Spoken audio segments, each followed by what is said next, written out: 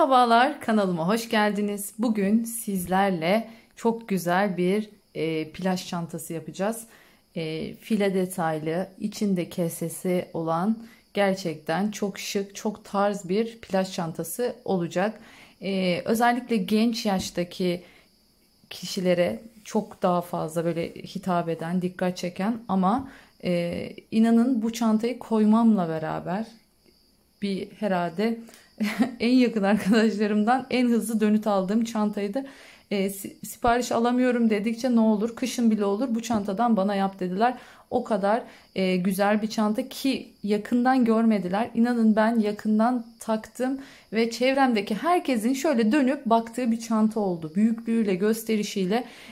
O yüzden mutlaka tavsiye ediyorum. Siz de bu çantayı sevdiklerinize, kendinize örebilirsiniz diyorum.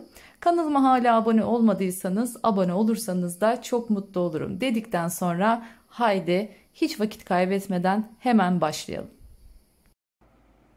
Evet, başlayalım o zaman. Şimdi 62 tane zincir çekeceğiz öncelikle. Bir tane de yükseklik için çektiğimizden toplamda 63 zincirimiz olacak. Bakın görüyorsunuz ne yapıyorduk? Tutuyorduk şöyle. Bir tane tekrar göstereyim şöyle. Tuttum. Bir tane çektim. Bir daha çektim. Ve bunu bu şekilde sıkıştırdım. Bu benim ilk zincirim oluyordu. 2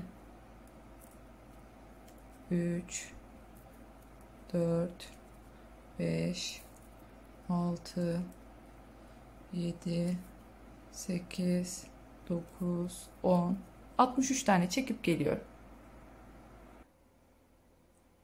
Evet, 62 tane zincirimi çektim.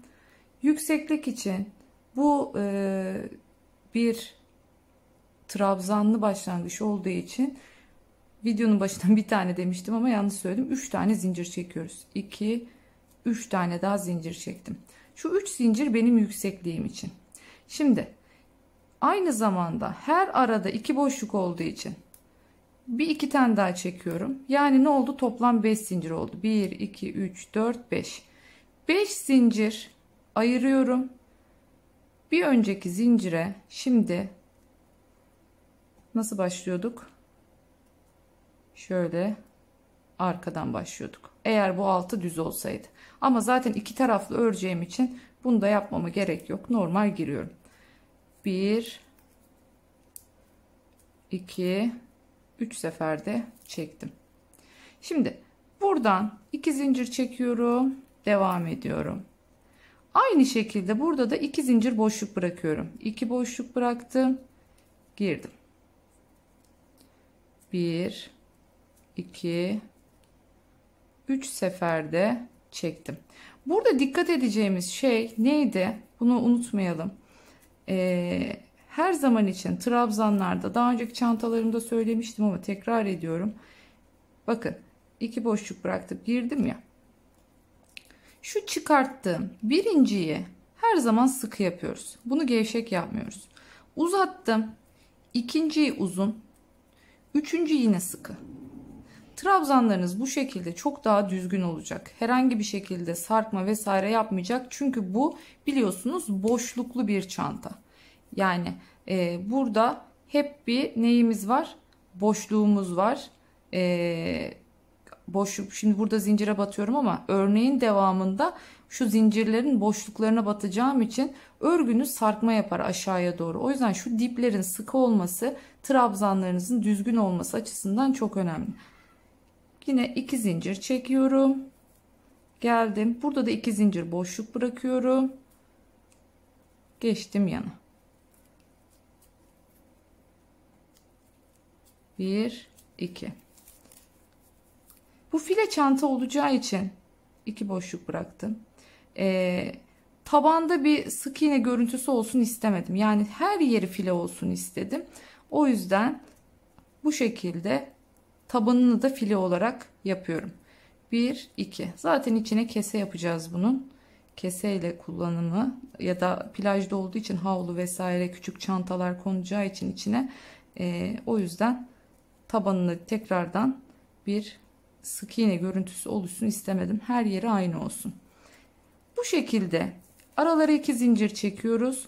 Aynı şekilde 2 boşluk bırakıyoruz. 1 2 boşluk bıraktık. Yine gösteriyorum. Birincisi sıkı, ikinciyi uzattım, üçüncüsü yine sıkı. Bu şekilde sıra sonuna kadar gelelim. Nasıl arttırma yapacağız onu göstereceğim. Evet, sıra sonuna geldim şimdi. Aynı deliğin içine, şimdi son zincirin içine bir tanesini yapmışım zaten. 4 tane daha yapacağım ve burası toplamda 5 tane olacak. Evet, 2 tane oldu. Yine 2 zincir çektim. Geldim. 3 seferde çıkartıyorum. 1 2 zincir çektim. Aynı yere bir daha geldim.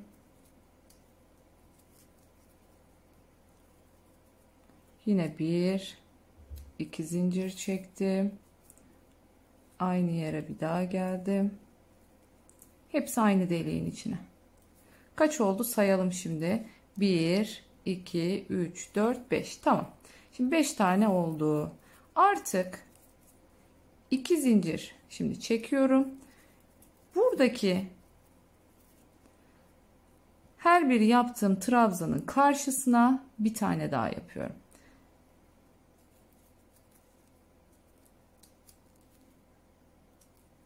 Yine sıra sonuna gelene kadar herhangi bir arttırma falan yok. Her trabzanın karşısına bir üçlü trabzan daha yapıyorum. Şöyle göstereyim.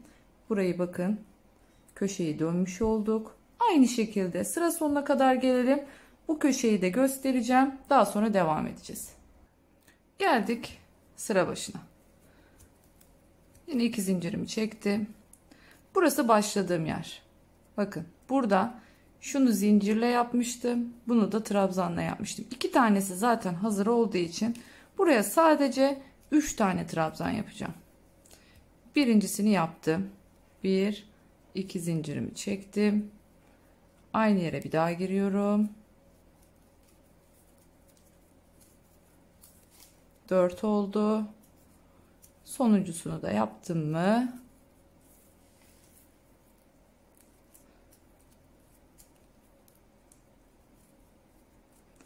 Evet, şimdi 2 zincirimi yine çekiyorum. Ve hatırlarsanız 5 zincir çekmiştik burada. 1 2 3. 2 tanesi boşluk içinde. Şuradan giriyorum ve ilmek kaydırmasıyla birleştiriyorum. Şu şekilde burada da 5 tane, bu başta da 5 tane ne yapmıştık? Köşe çevirmiş olduk. Şimdi taban için son sıraya geçeceğim. Ama artık bundan sonra boşluklara batmaya başlıyorum. Boşluklara batarken şimdi bu köşede biliyorsunuz 5 tane vardı. Bu 5 taneyi 10'a çıkartacağız şimdi. Öncelikle boşluklara gitmek için şu boşluğa bir ilmek kaydırmayla geçiyorum. Yine yükseklik için 3 tane, arasındaki boşluk için 2 tane olmak üzere 5 tane zincirimi çektim. Geldim aynı deliğe, yani aynı boşluğa, gördüğünüz üzere 2 tane yapmış oldum. Yani bunun arttırmasını tamamlamış oldum. 2 tane çektim, geldim boşluğa. 2 tane çektim, geldim boşluğa. Hep bu şekilde bu örgü boşluklara örülecek. Baştan sona kadar hep boşlukları örerek gidiyoruz. Geldim boşluğa. Şimdi sıra sonuna kadar, burası zaten arttırma eksilme yok. Gelelim şimdi buradaki artışa kadar örelim. Burada tekrar göstereceğim. Evet, geldik buraya. Şimdi şunu bir söyleyeyim. Ne dedik? 5 tane burada arttırma yapmam lazım. Ancak şimdi burada 5 trabzan yaptık ama 1 2 3 4 tane boşluk var. Şimdi her araya 2 2 2 yaptığımda burada 8 olur. O yüzden ne olmuş, ne yapacağız burada? Bir öncekinden başlayacağız. Yani Şu bir önceki kare burası biliyorsunuz. Bu karenin içine şimdi 2 tane yapacağım. Bir taneyi yapmıştım. İkinciyi de yapmış oldum. Şimdi burada artık her gördüğümüz boşluğun içine 2 tane trabzan yapacağız. Aralarına 2 zincir çekmeyi unutmuyoruz.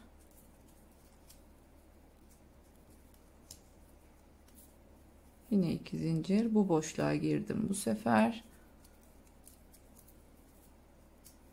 2 zincir.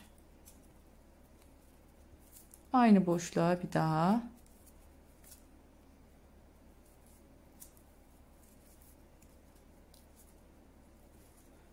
İki zincir. Şimdi yan boşluğa geliyorum. Artık buradayım.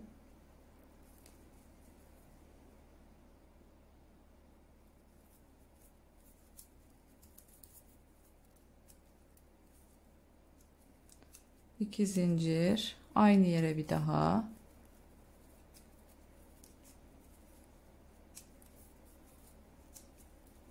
İki zincir. Yan boşluğa girdim. 2 zincir, aynı yere bir daha ve arttırmalarımı bu şekilde tamamlamış oldum. Bakın sayalım. Bir tane burada arttırdım, bir tane burada, bir tane burada, bir tane burada, bir tane burada. Yani 1 2 3 4 5 tane arttırmamı bu şekilde yapmış oldum. Şimdi yine buradan sonrası arttırma yapmadan 2 zincir boşluğa girdim. Bu şekilde sıra sonuna kadar gelelim. Orayı da göstereyim. Ondan sonra dümdüz çantamızı istediğimiz boya getirene kadar devam edeceğiz. Geldik şimdi son karemizin içine. Yani köşeden önceki son karemiz. Ne yapmıştık bir öncekinde hatırlayalım. Burada arttırmaya başlamıştık. Aynı şekilde yine 2 zincir çektim. Aynı boşluğa bir trabzan daha yapıyorum. Birinci arttırmamı yapmış oldum. 2 tane zincirimi çektim. Geldim yan boşluğun içine. Yine buraya da kaçırdım elimden. Oo, yine kaçırdım.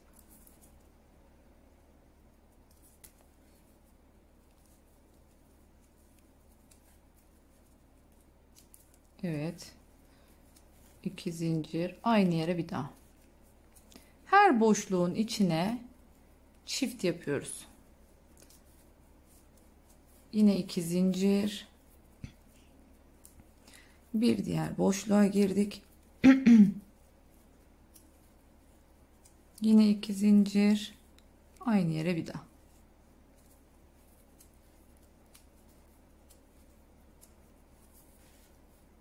Salaş bir çanta olacağı için ister istemez tabanı sarkıyor aşağıya. Ben bunun sert bir versiyonunu da yaptım. Onu da biraz sonra zaten videonun içinde göreceksiniz o versiyonunu da. Bu tercihe bağlı. Hani daha salaş, daha dökümlü bir çanta istiyorsanız. Salaş ama daha böyle tabanı tok olsun, sert olsun, havlularımı falan koyduğumda taban dolu dolu olsun istiyorsanız diğer modeli de uygulayabilirsiniz. Devam ediyorum. Son artık boşluğun içindeyim.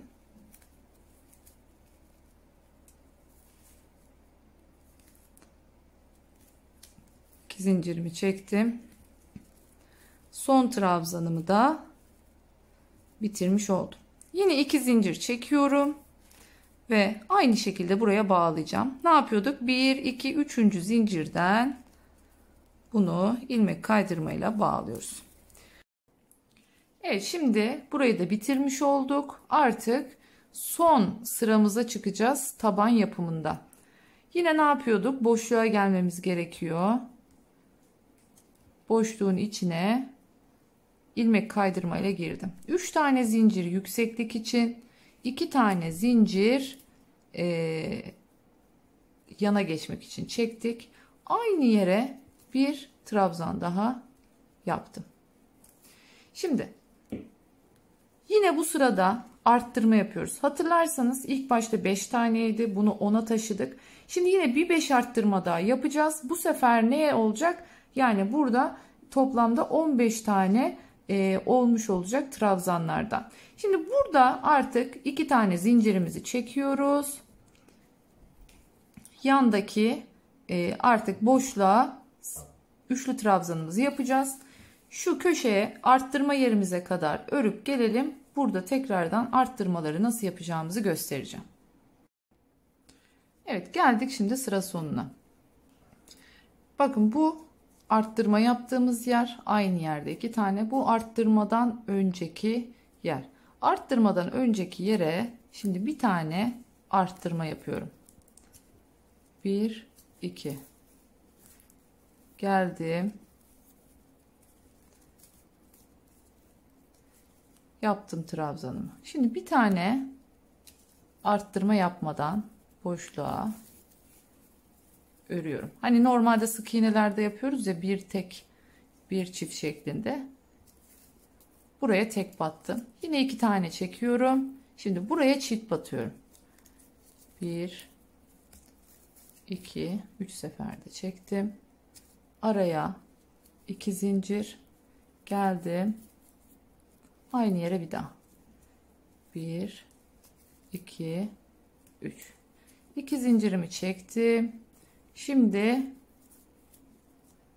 burada çift yapmıyorum artık. Burada tek. Yine 2 zincirimi çektim. Buraya çift yapıyorum.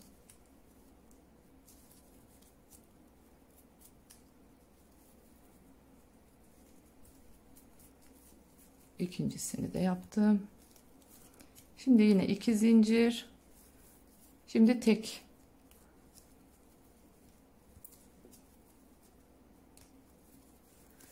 Yine 2 zincir. Şimdi çiftte sıra.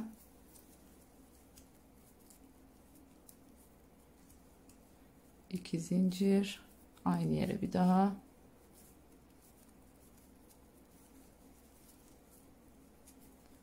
İki zincir. Şimdi tekteyiz. 2 zincir. Şimdi çiftteyiz. Birinci trabzanımı yaptım. Zincirimi çektim. İkinci trabzanımı da yaptım. Şimdi bir sayalım. Birinci çiftimi buraya yaptım. Bir tek. İkinci çiftim. Üçüncü çiftim. Dördüncü çiftim.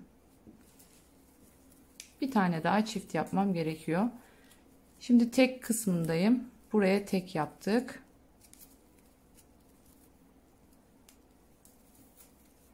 Şimdi sırada çift. 2 zincirimi çektim. Yan boşluğa geldim. Buraya artık çift yapıyorum. Bu sırayı bitirdiğimizde toplam 68 tane trabzanımız olacak. Bir tur saydığınızda artık düz yere geldik. Bakın, son çiftimizi de yaptık. Şimdi sıra sonuna kadar yine her boşluğa bir tane trabzanımızı yapalım. Burayı da göstereyim son kez. Birleştirelim ve tabanımızı bitirelim. Evet, arttırmadan önceki, burası arttırma yaptığım yer. Önceki boşluğa geldim artık. Buraya şimdi 2 tane trabzanımı yapacağım. Zincirimi çektim araya 2 tane.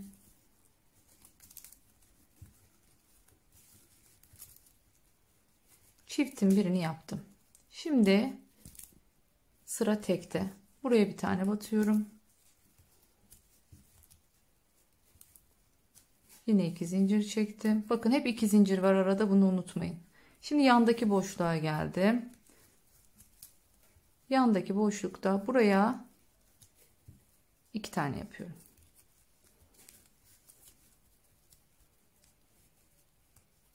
Yine zincirimi çektim. Sırada tek var.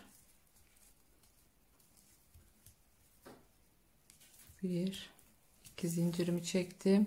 Hemen yana geçiyorum. Yine çift.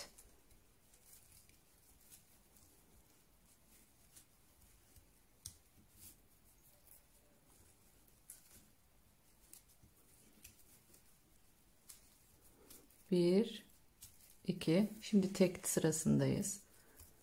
1 2 3 de çektim.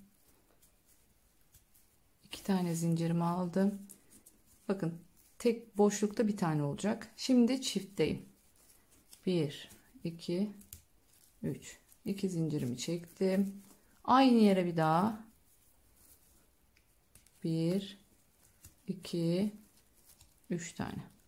Şimdi sıra tekte. 2 zincirimi çektim. Tekimi yaptım.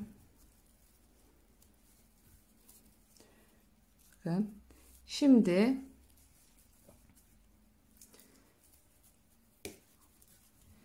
sayalım birkaç tane çiftimiz oldu. Bir tane burada çiftimiz var. 2 3 4 tane bakın çiftimiz oldu. Şimdi buraya da çift yapacağız. 5 çift olması gerekiyor. Araya 2 zincir çektim.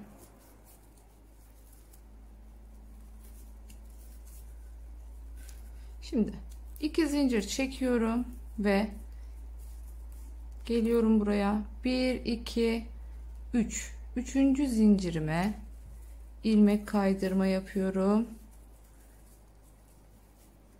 Şimdi ne yapıyordum? Buradan gitmeyeceğim. Çünkü neden? Direğin üstüne direk yapmıyoruz. Hep boşluklara yaptığımız için yine yana geçiyorum ilmek kaydırmayla. Yükseklik için 3 zincirim.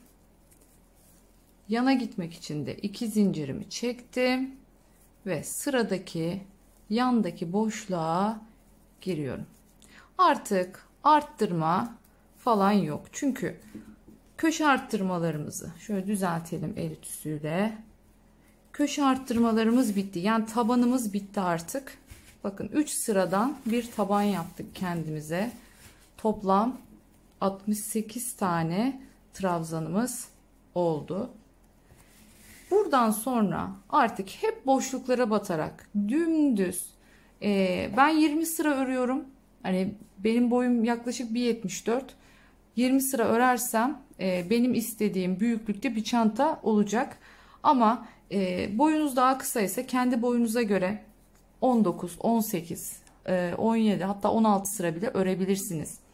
Çok büyük bu kadar en istemiyorum derseniz siz tabanı bir önceki sırada bitirebilirsiniz. Bir önceki sırada 58 tane trabzanımız vardı. 58 trabzanla da bu çantayı yine aynı şekilde örebilirsiniz. Bu tamamen aslında size kalmış, sizin vücut orantınıza kalmış bir şey. İsterseniz daha minyon birisiyseniz dediğim gibi tabanı 2 sıra yapıp 58'den devam edebilirsiniz. Eğer kocaman bir çanta olsun diyorsanız da dediğim gibi 3 sıra tabanınızı örüp boyunu kendi boyunuza göre ayarlayabilirsiniz diyorum. Artık ben 20 sıra örüp geliyorum. Evet, şimdi güzelce çantamı yatırdım. Tam artık orta noktalarını ve kenar noktalarını belirleme yerindeyiz. Şu şekilde orta noktasını belirledim. Yalnız burada şöyle bir durum var. Kare sayımız çift değilmiş.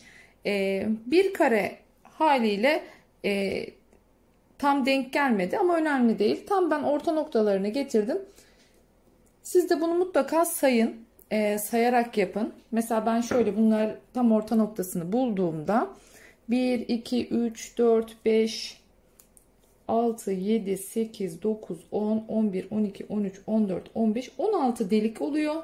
Bakın tam orta noktası haliyle tam zincire denk geliyor. Ama bu tarafa geçtiğimizde 1, 2, 3, 4, 5, 6, 7, 8, 9, 10, 11, 12, 13, 14, 15, 16 dediğimizde bakın şurada bir tane daha fazladan trabzanımız var. Bu trabzan ortaya geldiği için bu sefer ipimi buna bağladım. Şimdi burada ne yapacağız?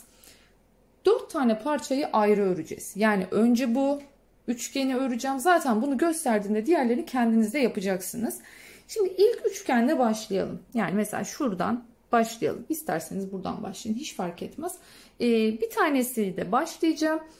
Bu üçgeni tamamlayacağım. Bu üçgeni, 3 üçgeni de siz de tamamladıktan sonra artık sap kısmına geçeceğim. Şimdi başlayalım hemen. Kameramı indireyim. Şimdi şu yarıdan başlıyorum. Orta noktamı işaretlemiştim hatırlarsanız. Hemen bunu buradan çıkartıyorum. Aynı yere tığımı koydum. Şöyle biraz ortalamak için kaydıracağım. İpimi alttan çektim.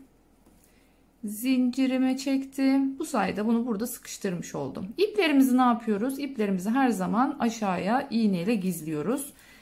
Herhangi şekilde bağlama, düğüm vesaire bu tarz kağıt iplerde yapmıyoruz. Çünkü zaten bu ip çözülen bir ip değil. Yani yün ipler gibi kaygan bir ip olmadığı için düğüm yapmamaya çalışın çantalarınızın içinde.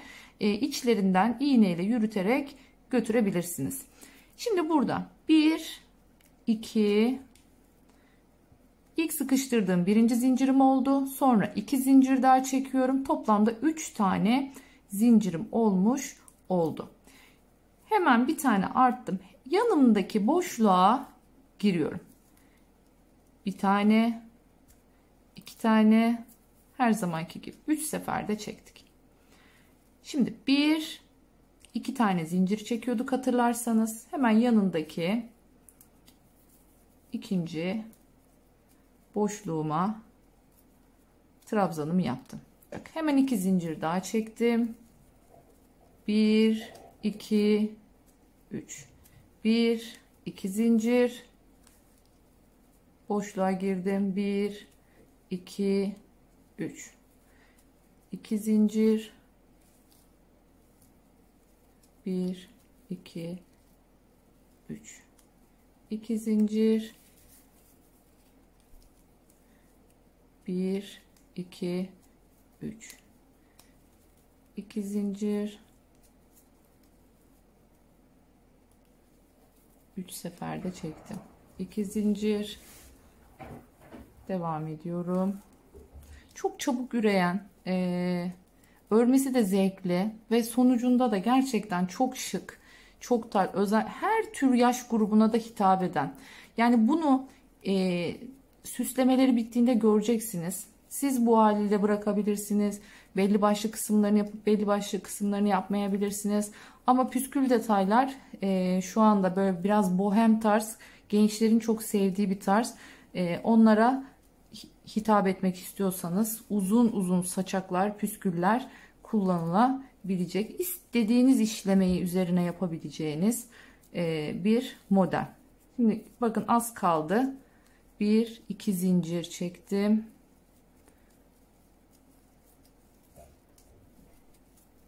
İki zincir çektim. Şimdi 2 zincir çekiyorum. Tam işaret koyduğum yere geldim. Bakın ortaya. Buraya bir ilmek kaydırması yapıyorum. Gördük. Şimdi burada farklı yöntemler var. İsterseniz bu üçgeni dolaşıp bu üçgeni bütün üçgenleri ayrı da bitirebilirsiniz. İsterseniz hiç bunu yapmadan tek bir seferde gelerek de bunu yapabilirsiniz. Şimdi bir tane burada zincirimi çekiyorum. İki türlüsünü de göstereceğim size. Nasıl düz gidiyoruz. 2, 3. Aslında bence bu çok daha kolay. Yani hepsini bir anda halletmek çok daha kolay. Yandaki boşluğa girdim. Bakın burada 2 zincir çektim. Çünkü ilmek kaydırma yaptığım için 3 tane çekersem bu fazla olur. Çünkü ilmek kaydırma da bir nevi zincir yerine geçiyor. Ama yukarı çıkarken 3 zincir. Aşağıya inerken 2 zincirle bağlamalarımı yapacağım her zaman. Şimdi 2 zincir çektim. Yandaki boşluğa geldim. 2 zincir çektim. Yandaki boşluğa geldim. Şimdi diğer noktamız bu yandı biliyorsunuz. Şimdi arkadaki ortaya gelene kadar öreyim. Burada tekrardan göstermiş olayım. İşaretlediğim yere geldim. Şimdi bunu da çıkartalım buradan. Ne demiştik? İnerken 2 zincir. 1, 2 zincirimi çektim. İlmeğimi kaydırdım. Burada 1, 2, 3 zincirimi çekiyorum. Yine hemen dibindeki boşluğa 3 trabzanımı yaptım. 1, 2. Aynı usul. Arada 2 zincir. Boşluklara trabzanlarımı yaparak hemen yine yan tarafa geliyorum. Yine yan tarafa geldik. Aşağı inerken 2 tane demiştik. 2 tane zincirimi çektim. Şuradaki işaretimi artık tutabilirim. Trabzanın üzerine ilmek kaydırdım. 1, 2, 3 tane zincirimi çektim. Hemen yanındaki boşluktan başladım. 1, 2. Geçtim yana. 3 seferde çektim. 1, 2. Çektim. Geçtim yana. 3 seferde çektim. Aynı şekilde yine başladığımız yere geri geliyoruz. Geldik sıra sonuna. Ne demiştik? 2 zincirimizi çektik. İlmek kaydırmayla başladığımız yere, hatta şöyle göstereyim, 2 zinciri çektik. Aynı başladığımız noktaya döndük ve buraya yine ilmek kaydırmayla bağladık. Şimdi burada şuraya çıkmam lazım ya. Buraya çıkmak için ne yapıyorum? Şimdi öncelikle şu birinci değil de şurada 3 zincir vardı hatırlarsanız. İkinci zincire şöyle giriyorum.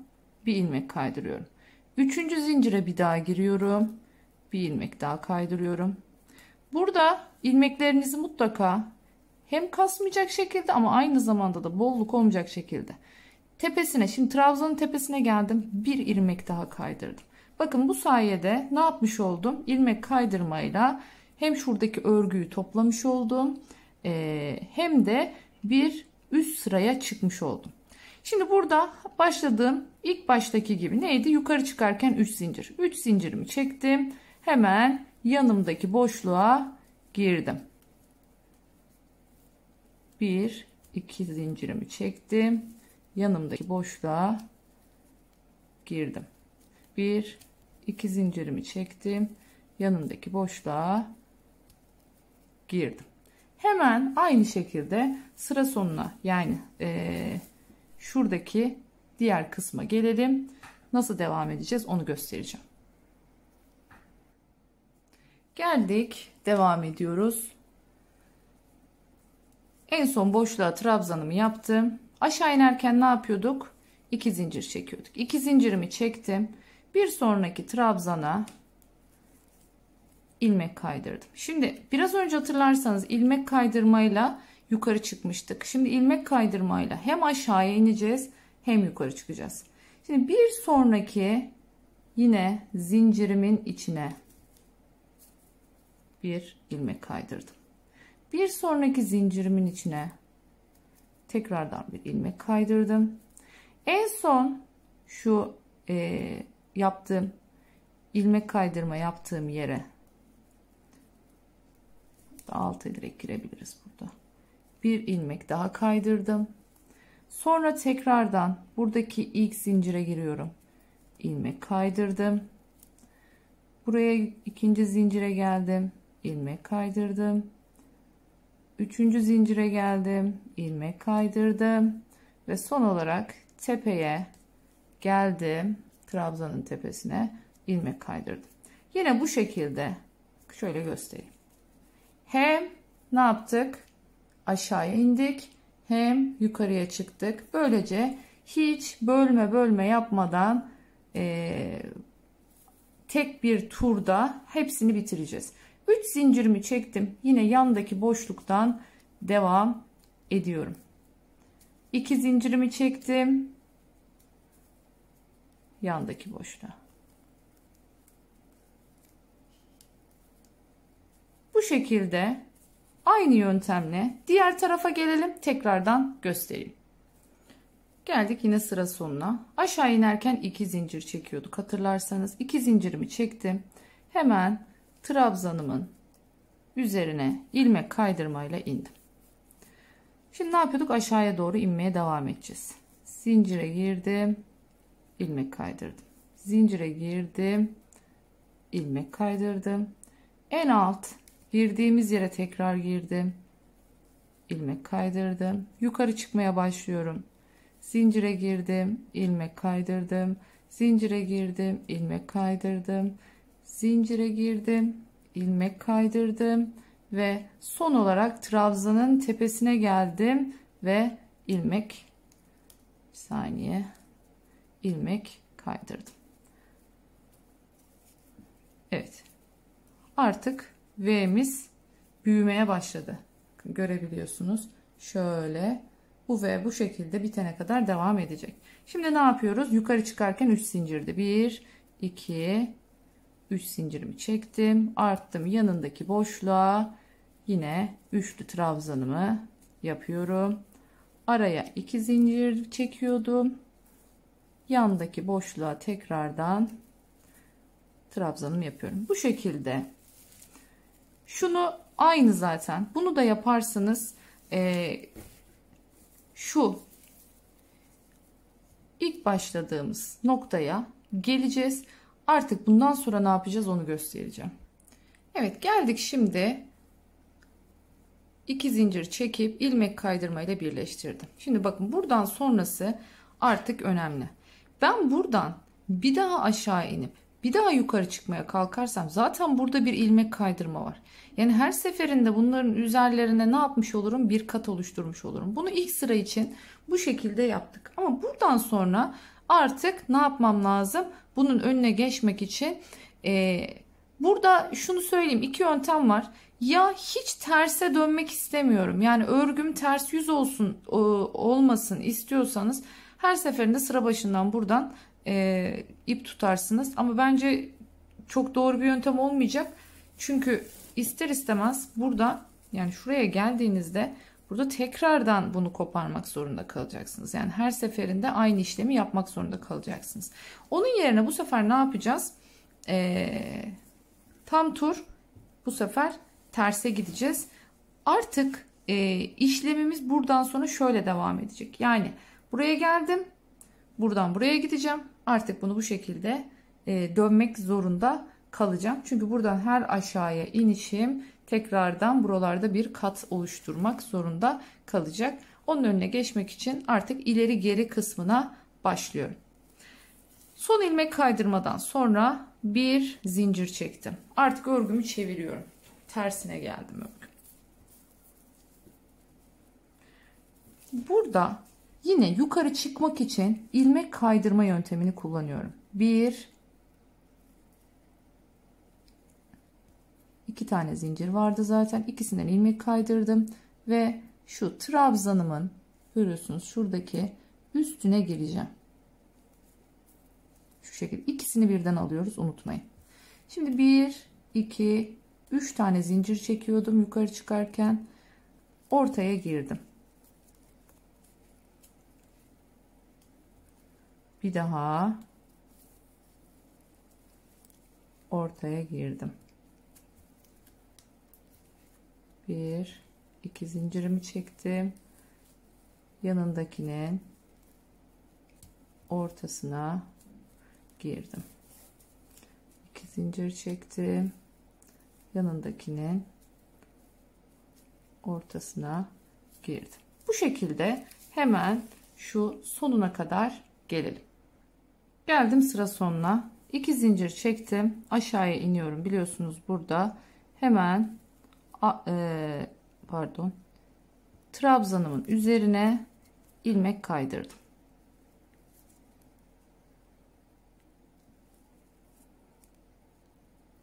Zincirimi biraz sıkı yapmışım, çıkamadım. Evet.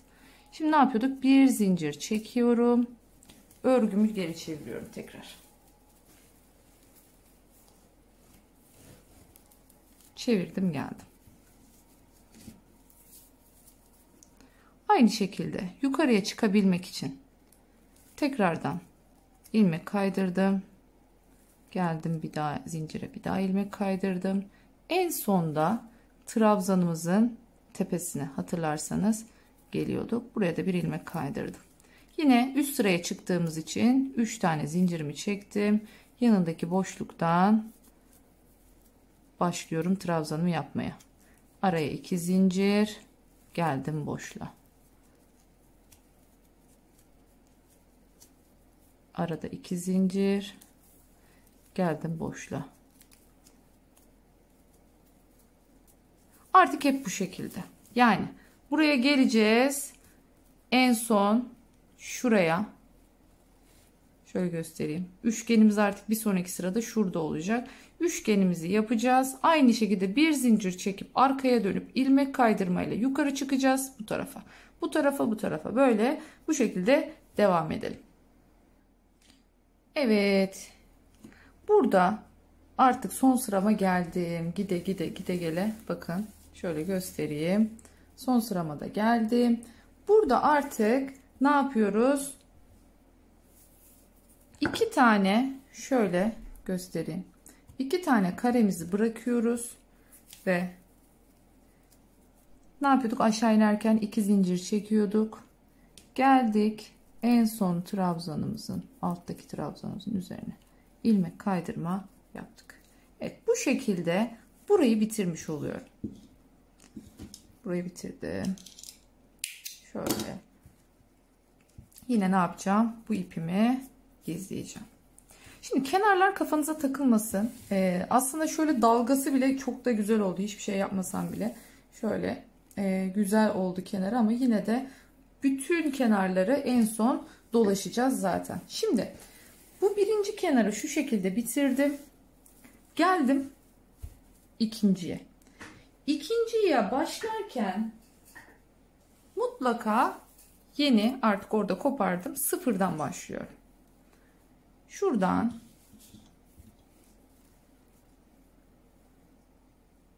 şu iki üçgen yapmıştım zaten daha önce. Trabzanın üzerinden başlıyorum. 1 2 3 yukarı çıkarken çünkü 3 zincir çekiyordum. Geldim ortaya. Bir tane sıkıştırdım. 2 3 tane. Yine 1 2 zincir çekiyorum. 1 2 3 zincirde çıkarttım. Aynı şekilde sıra sonuna geleceğim. Hatırlayalım. Şuraya en son şunun içine batıyordum. Trabzanımı yaptım. 2 zincir çekip aşağı indim. İlmek kaydırmayla birleştirdim. Ne yapıyorum? Hemen bir zincir çekiyorum. Arkaya dönüyorum. İlmek kaydırmayla yukarı çıkıyorum. Yine bir öncekinde yaptığımız gibi videoyu geriye alıp tekrar izleyerek nasıl yaptığımıza bakabilirsiniz. Ben bu şekilde bu parçayı da diğer arkadaki iki parçayı da bitireceğim ve artık çantamızı örgü kısmını tamamlamış olacağız. Detaylarına, süslerine, saplarına geleceğiz. Hemen 3 tane kaldı biliyorsunuz. 3 üçgenimi de bitirip geliyorum. Evet, şimdi geldik sapını hazırlamaya. Sapını nasıl yapacağız? Çok sevilen bir sapım vardı benim. Spiral şekilde önce ördüğüm, daha sonra da o spiral sık iğnelerin arasından ip dolandırdım. Onu yapacağız. Şimdi öncelikle artık burada biliyorsunuz 3 tane karemiz kalmıştı. Şimdi bu karelerin içine şöyle bir zincirle sıkıştırdım. Bunu saymıyorum. 1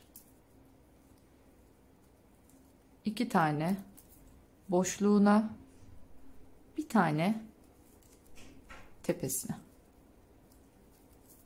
2 tane boşluğuna,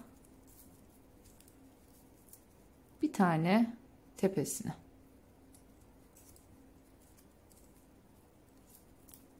Yine 2 tane boşluğuna şu şekilde battım. Şimdi bir sayalım. 1, 2, 3, 4, 5, 6, 7, 8 tane oldu. Şimdi ben şuraya bir tane tepesine daha batıyorum. Toplamda 9 tane sık iğneyi yaptım. Şimdi bunu şu şekilde katlayacağım artık. Ama öncesinde katlamadan bir miktar bundan öreceğim. Döndüm geri.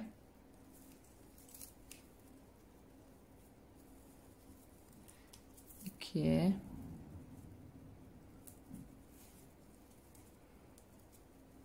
Üç.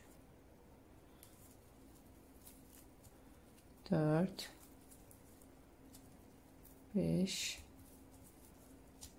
6. Şuraya ip dolanmış.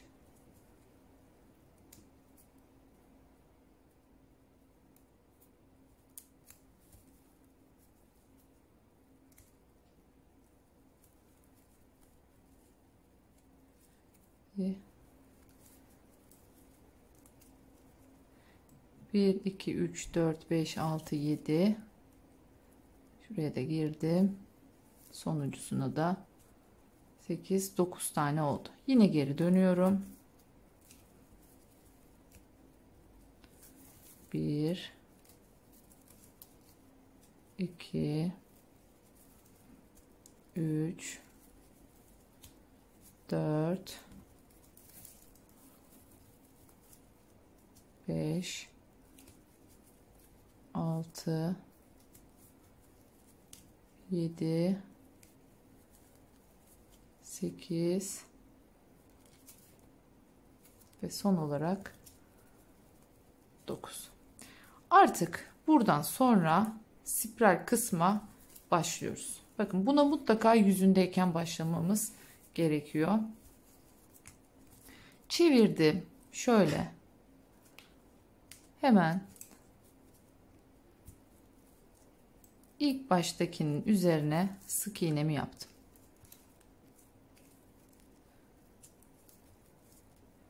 Sırasıyla bu şekilde döne döne gideceğim.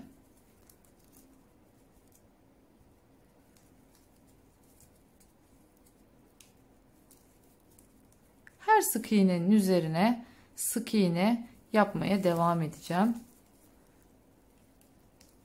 Şöyle başladığım yere bir geleyim, orayı da göstereyim.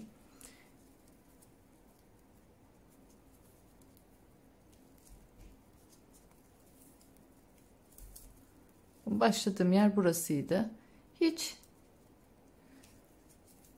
bir şey yapmıyorum. Aynen dönmeye devam ediyorum. Bu şekilde dönüp gideceğim. Sapımı bu şekilde tamamlayacağım. Karşı tarafa getirdiğimde ne yapacağız? Onu tekrar göstereceğim. Evet, nasıl büyük bir çanta yaptıysak vallahi kameranın altına bile sığdıramıyorum. Şimdi püsküllerimizi takmaya başladım. Bir tarafını taktım ben. Şöyle göstereyim. Şu V'nin kenarına taktım.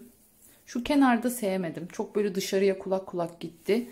Ondan hoşlanmadım. Tabi bunları ütülediğimizde şu kağıt tipleri çok daha düzgün bir görüntüye sahip olacak. Şöyle şu şekilde göstereyim. Her bir şu kenarlarda biliyorsunuz üçgenlerimiz vardı.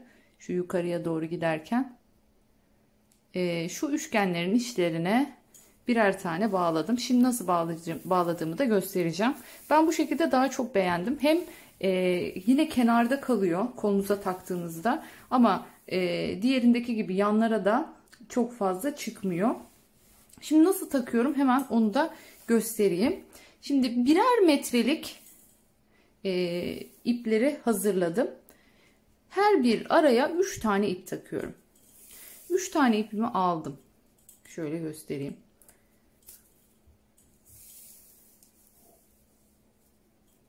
Şöyle karşılıklı getirdim.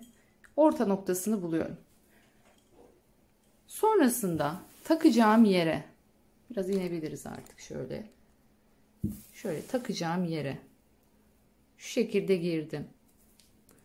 Tığımla Pardon, şöyle sokmam gerekiyordu. Şu şekilde girdim ve çekiyorum.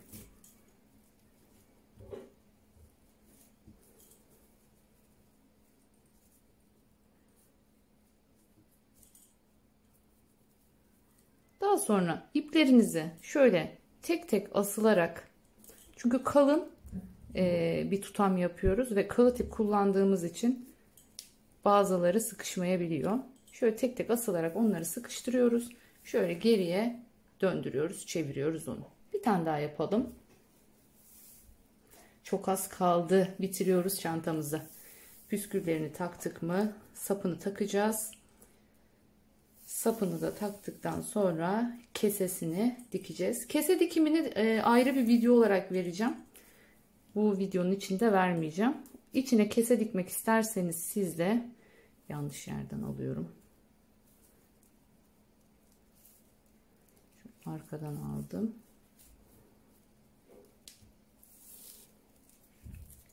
O videodan ayrıyetten bakabilirsiniz kesesini dikmek isterseniz.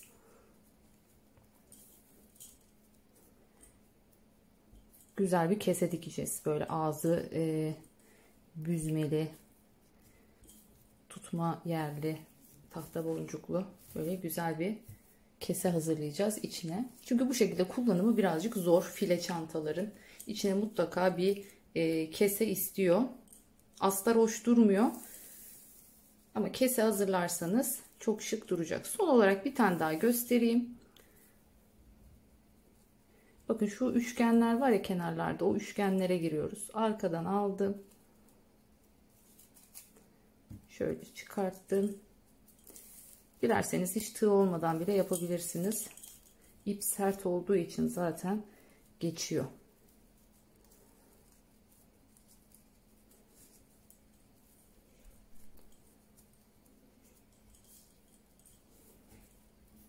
Şöyle tek tek asılıyorum.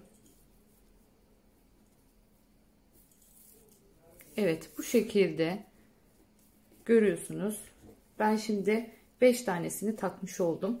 Tam şu ilk üçgenden başlıyoruz. Yukarıya doğru, yani şu en son yaptığımız şu üçgene kadar hepsine takacağım. Görüyorsunuz, şurada göstereyim.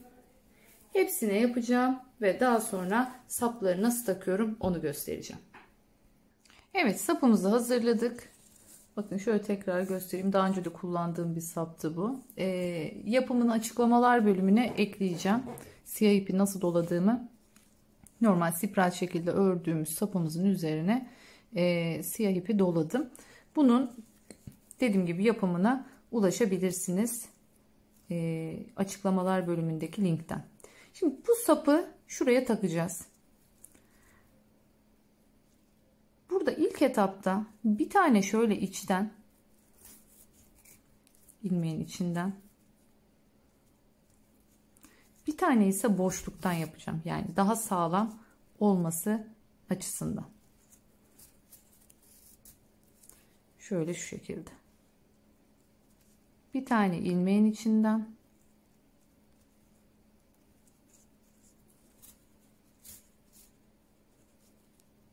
bir tane direkt boşluktan,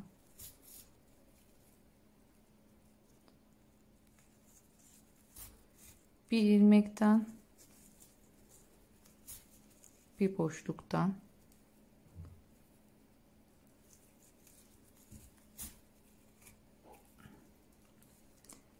bir ilmekten, bir boşluktan,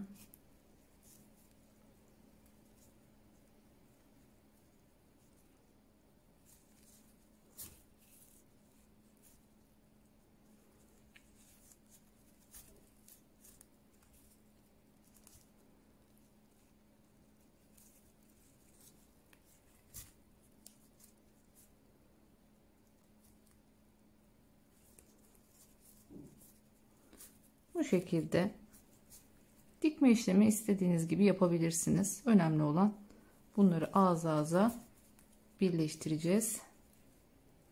Sonuncudayım. Bakın ben ipimi biraz az bırakmışım. Siz biraz daha uzun bırakın. Kıtı kıtına gitti çünkü ipim.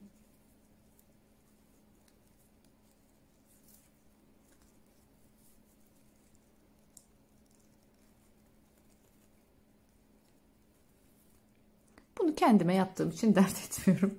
Olası bir problem yaşarsam nasıl olsa kendim bir daha dikerim. Siz ipinizi biraz daha dediğim gibi uzun bırakın. İplerimizi her zaman için ne yapıyoruz? Şöyle bir tane ilmeğin içinden geçirip sıkılaştırıyoruz. Sonra yataydan düğüm atmıyoruz hiçbir zaman için. Bunu unutmayalım. Gerek yok böyle topuz düğümlere. Kağıt ipte. Şöyle.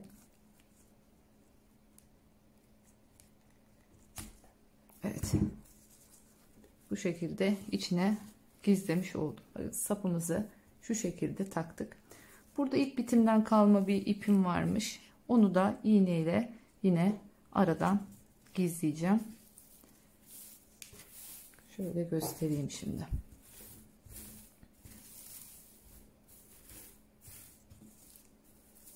Gayet güzel oldu. Ben şimdi aynısını diğer tarafa ve karşı tarafa olmak üzere saplarımı bu şekilde takacağım ve finalde bitmiş haliyle görüşeceğiz. Ve finaldeyiz. Evet, o kadar güzel oldu ki koldaki ve askıdaki hallerini siz biraz sonra görsellerde göreceksiniz. Tabii kapak fotoğrafında da zaten görmüştünüz. İnanın ütüleyince şu püsküllerinize bambaşka bir şekil aldı. Görüyorsunuz saplarımız, şöyle göstereyim detaylı. Çok güzel oldu. Kolda inanılmaz güzel duruyor. Yani şu püsküllerin konumlandığı yer ne çantayı kapattı ne de böyle yanlardan salkım saçak çıktı. Yani o kadar güzel durdu ki inanamazsınız. Dediğim gibi ben bunu şöyle biraz daha yukarıdan hatta tamamını çekmeye çalışayım. Oldukça büyük bir çanta oldu bu. Dediğim gibi yaklaşık bir 74 boyum. Kendime yaptım bu çantayı kendim için de. Ben kocaman bir çanta istediğim için bu boyda yaptım. Ama tavsiyem sizlere şu boy kısmında şöyle bir 4 sıra daha az örebilirsiniz. Siz eğer daha küçük boy isterseniz. Yani şu taban kısmının şurası taban. Taban kısmını saymazsak mesela buradan sonrası sizin için çok daha ideal olabilir. Dediğim gibi ben kendim çok uzun istediğim için çantayı bu büyüklükte yaptım. Kese dikiminin videosunu daha sonra paylaşacağım. Yani muhtemelen daha yüklenmemiş olabilir. Çantayı yaptıktan sonra kesesini de dediğim gibi yapabilirsiniz. Videosunu izleyerek. Açıklamalar bölümüne mutlaka bakın. Gerekli linkleri oraya bırakıyorum. Eğer ki bir değişiklik yaptıysam çantada vesairede sonraki örümlerimde yeni şeyler keşfettiysem onları mutlaka açıklama bölümlerinde değiştiriyorum. Onları da takip ederseniz sevinirim. Ben çok beğendim. Gerçekten çok şahane bir çanta oldu. Koldaki duruşu, plajdaki duruşu bambaşka duracak. Bir başka videoda, bir başka çantada görüşmek üzere diyorum. Kendinize çok iyi bakın. Hoşça kalın.